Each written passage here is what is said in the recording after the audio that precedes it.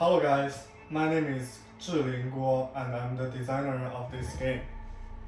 I'm Guangxiao. I'm the art designer of this game. And welcome to the Cyber War. This is a board game in which you can take on the role of a futuristic technology monopoly, fighting for resource to upgrade your technology and win. In this game, you will need to allocate a resource token, which are crystals that provide you with the energy to power up your giant company's technology in exchange for interaction cards. To attack other companies, protect yourself, or gain additional benefits. And when you have enough resource tokens, you can exchange them for upgrade cards to gain more points. And with 11 points, you become the only winner of the cyber war.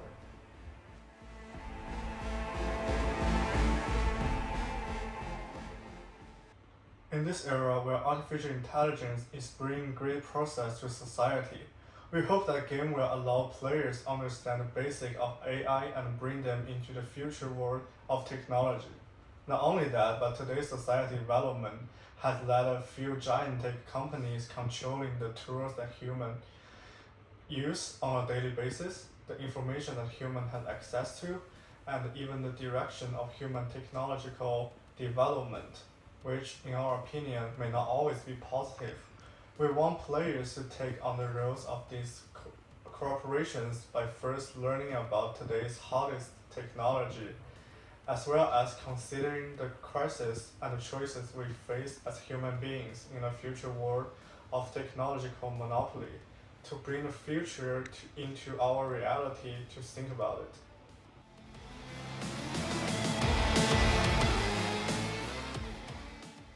Overall, it's a cyberpunk style futuristic world. The theme of the game is business and technology competition between a number of monopolies. Therefore, the art style should be cold and serious, sci-fi, mechanical, and informative. When designing the art style, the most reference was Cyberpunk 2077, a video game with a very strong art style. About players' board, each board represents a monopoly company such as Shinra. Inspired by the company of the same name in Final Fantasy VII, it's a super energy business. In addition, about interaction cards, we divide the interaction cards into several board categories, and the same category has the same elements, such as resource acquisition cards, which has green lines and human bodies. Upgrade cards design are inspired by city and tips. There is a pattern that receives a city player in the bottom of cards, and it echoes the placement of the upgrade cards on the player boards. In a word, it's a world of competition and crisis. I hope you survive in this tech race.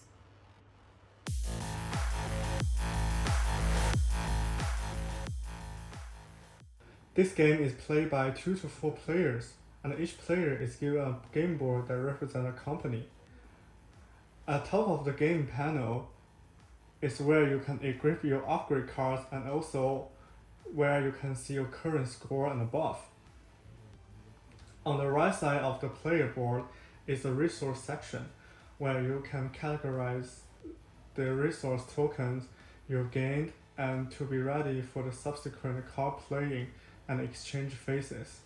This blue crystal, a game resource token which not only determines your hand management but also the only currency for exchanging upgrade cards. These are interaction cards, the cards you can draw and play to gain advantage over other companies. These are upgrade cards, which you can exchange for resource token to score 11 points and win as early as possible. Each upgrade card has corresponding buff, and this is the element of the game you need to take into account, whether you want to use a small amount of resource to score less points, or a large amount of resource to score high points and get even more powerful buffs.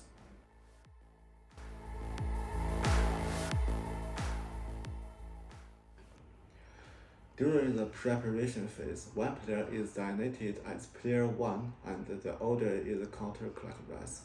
Place upgrade card stack and interaction card stack face down. Draw 3 upgrade cards.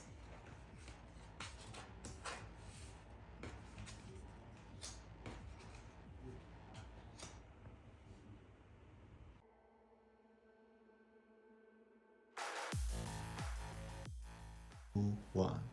In the start phase, the number 1 player starts selecting the dice.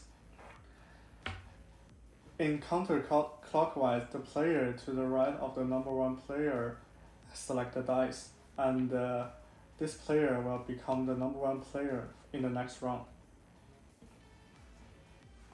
In the allocation phase, player roll the dice.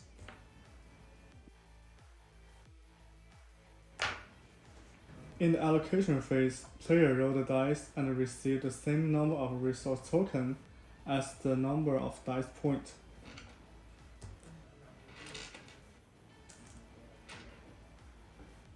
Player place the resource token in the resource section of the player board to allocate them, with the number of process section representing the number of cards to be drawn, the number in the storage representing the number of cards to be stored, and the number in the algorithm representing the number of cards to be played. Once the resource has been allocated, return the dice and proceed to the interaction cards phase.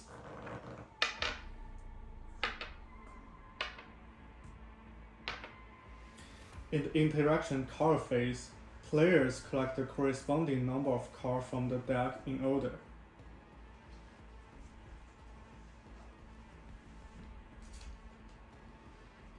Select the card to be stored and discard extra cards.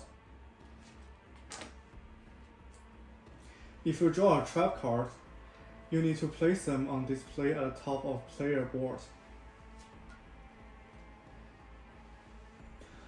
Once all players have finished discarding their cards, play the cards in the same order in order to interact. If the number of the token in your storage decreases during the interaction, your cards need to be reduced to the same number at the same time. Finally, come to the redemption phase. In the same order, players exchange resource token for upgrade cards.